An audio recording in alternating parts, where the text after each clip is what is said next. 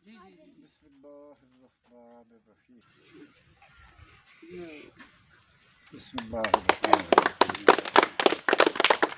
बहुत शुक्रिया जी। शुक्रिया आपका।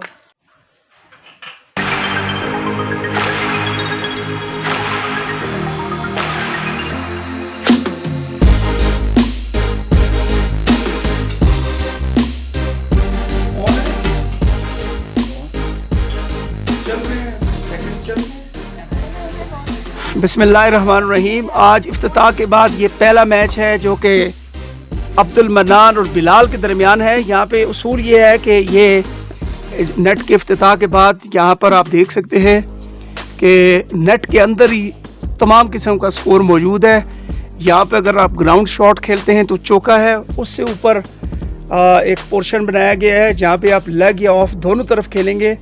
तो क्योंकि वो शॉट जो है वो हवा में जाएगी और जब आप ग्राउंड में खेलते हैं तो ये कैचेबल हाइट होती है, इसलिए उस वहाँ पर कैच रखा गया और वहाँ से ऊपर बिल्कुल एक्सट्रीम ऊपर जो कोने हैं वहाँ पर छक्का है। तो इसी तरह आप अगर एज करते हैं और एज में ये एक पाइप पीछे बैट्समैन की आपको नज़र आ रहा है, जो बैट्समैन आपको बैट के इशारे से दिखाएंगे अभी। इस पाइप के नीचे अगर वो स्निक होता है तो वो चौका है और इससे ऊपर होता है तो वो आउट है, लेग साइड पे भी और ऑफ साइड पे भी।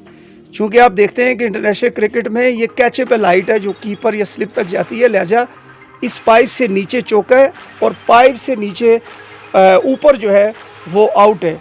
तो लिहाजा इस नेट में ये इत्माम किया गया है छोटे बच्चों के लिए कि वो क्रिकेट खेले और यहाँ हर किस्म की स्कोरिंग। और यहाँ पे चूँकि पहाड़ी इलाका है, बॉल गुम हो जाती है, तो कोशिश ये की गई है कि नेट के अंदर ही सारी स्कोरिंग मौजूद हो, बॉल गुम ना हो। और तमाम बच्चे ये 12 या 14 या 16 जितनी बॉलें एक बच्चा खेलेगा, तमाम बच्चे वो बॉल्स खेलेंगे।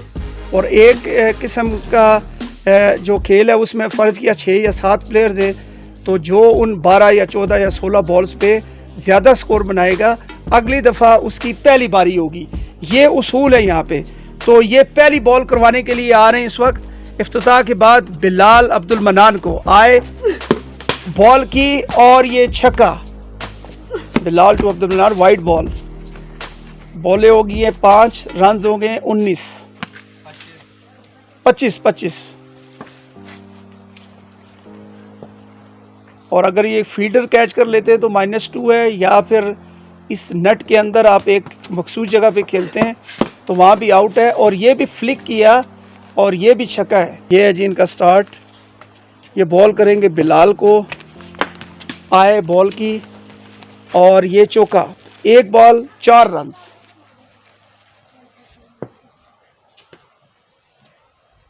ये नेट के अंदर ये सहूलत रखी गई है, कैच भी नहीं देना। और ये आउट हो गए। ये अब -2 है, 3 बॉलें 6 रन। ये दरमियान आयान और तलाल के दरमियान ये हैं।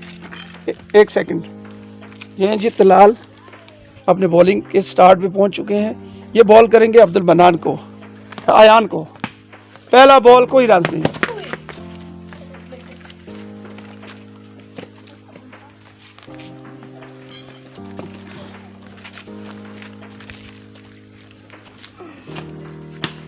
दूसरा बॉल 6 और ये फिर छक्का। 5 बॉलें 18 रन। आखिरी बॉल आ रहा है टू तलाल। पहला बॉल और 4 रन, एक बॉल 4 रन, 2। अगला बॉल और बोल्ड कर दिया। छक्का मारते हैं तब भी हार गए मैच। और ये बोल्ड कर दिया। 6 बॉलें 9 रन। लिहाजा पहला मैच अब्दुल मन्नान ने जीता है और दूसरा मैच आयान ने तलाल से, पहला मैच अब्दुल मन्नान ने बिलाल से जीता है। तो लिहाजा इन 2 मैचेस के साथ ये बताना मकसूद था कि यहाँ पे रूल्स क्या हैं और बच्चे किस तरह खेलेंगे और ये नेट को बनाने का मकसद क्या था। अल्लाह हाफिज़ जी। अच्छा जी मामून, बड़ा शुक्रिया, आप इस नेट के इफ्तिताह पे आए और मुझे बड़ी खुशी हो रही है चूँकि हमारे आपकी ज़िंदगी हमारे लिए एक मशाल राह है। तो क्या कहना चाहते हैं इस नेट के बारे में, चूँकि आप स्पोर्ट्स लविंग पर्सन भी है और खेलों से आपको प्यार भी है। अपने ज़माने में आप कौन से खेल खेलते रहे हैं और इस नेट के बारे में बता दें, पहले अपने खेल के बारे में। पहले तो आपका शुक्रिया, आपकी ज़्यादा नवाजी कि आपने मुझे बुलाया है। यहाँ बड़े बड़े खिलाड़ी हैं, बड़े नामवर लोग हैं, मैं तो उनके मुकाबले में अपने आप को कुछ नहीं समझता। आपने मुझे बुलाया, ये आपकी ज़्यादा नवाजी, अल्लाह आपको जज़ाए खैर दे। तो ये खेल का माहौल जो आपने अपने बच्चों के लिए यहाँ बनाया है, मेरे नज़दीक ये बहुत ही काबिल तहसीन है। उसकी एक वजह ये है कि अपने घर में, अपने घर के सामने ये बच्चे खेलने की पूरी सहूलत इनको मुहैया है, वहाँ ये खेल सकते हैं। वालिदैन की नज़र भी बच्चों पे रहेगी, उनकी तरबियत में कोई फ़र्क नहीं आएगा। तो अगर ये खेल ना खेलें तो फिर घर में बैठ के वो पबजी देखते रहेंगे, ज़हन ख़राब होगा, वालिदैन भी परेशान होंगे। उस लिहाज से अगर देखा जाए तो आपने माशाल्लाह ये बहुत अच्छा कदम उठाया है, बच्चों के लिए अच्छी एंटरटेनमेंट आपने दी है, और आपको देख के कई और आदमी भी ऐसा करेंगे इंशाल्लाह।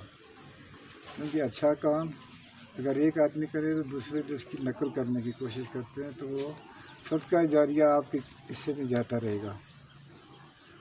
तो मेरी खेलों के बारे में आपने पूछा, तो मैं टेनिस और स्क्वाश ये मेरी पसंदीदा गेमें थी, और इसका मैं बड़ा अच्छा खिलाड़ी रहा हूँ अल्हम्दुलिल्लाह। जी जी, मैंने यहाँ पे अभी मैं आपको दिखाऊंगा, ये एक बैडमिंटन के लिए कोर्ट भी इस्तेमाल किया है। ये तकरीबन ये हम खेल रहे हैं, लेकिन ये अभी फाइनल स्टेजेस पे है, मैं आपको दिखा देता हूँ। और उसके बाद हमारा टेबल टेनिस का प्रोजेक्ट है, वो भी है। ये आप देख सकते हैं, ये देखें, हाँ, ये घर की बैक साइड है और ये कोर्ट तकरीबन तैयार है, बच्चे यहाँ पे रोज़ खेलते भी हैं।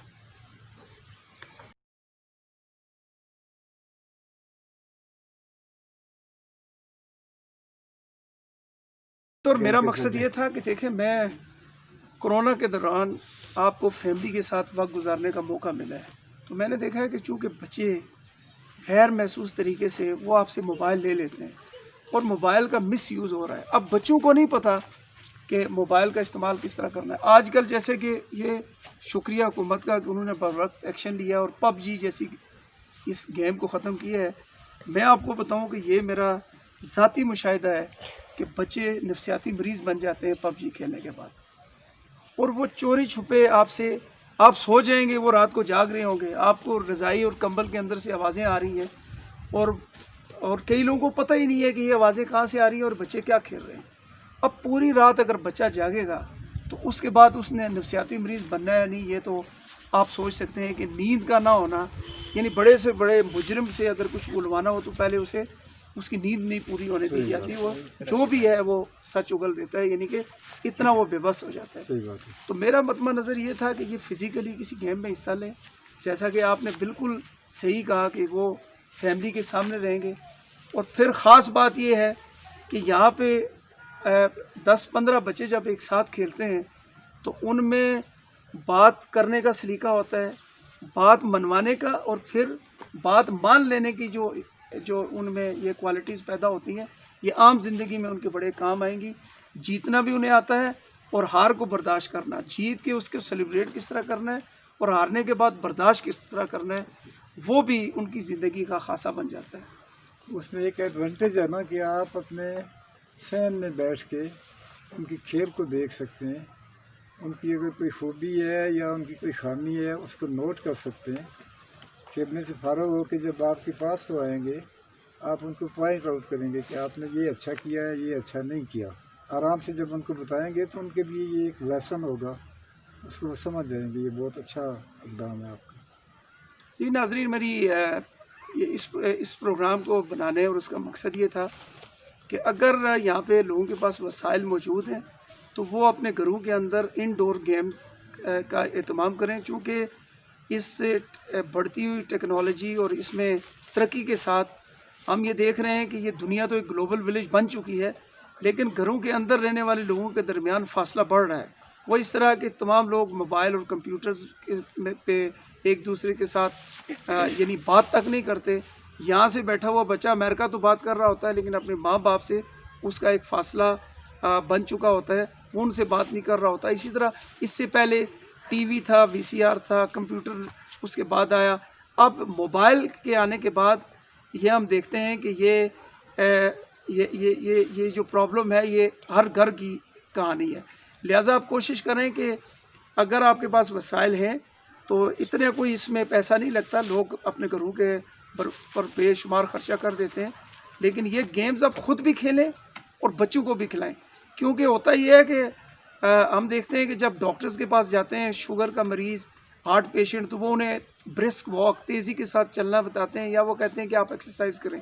तो क्यों ना आप उससे पहले कि आप बीमार हों, और जैसा कि कहा जाता है जैसे गाड़ी का इंजन एक दफ़ा खुल गया तो दोबारा वो गाड़ी उस तरह नहीं हो सकती, इसी तरह इंसान के साथ भी ये है कि एक दफ़ा आपको शुगर होगी, आप उसका लेवल कम कर सकते हैं लेकिन वो आपके जिस्म के अंदर मौजूद रहेगी। कोलेस्ट्रॉल को आप कम कर सकते हैं, लेकिन जो इब्तदाई जहाँ पे आपको एक्सरसाइज करनी थी वहाँ पे आपने नहीं की और आप वक्त से पहले मरीज़ बन गए।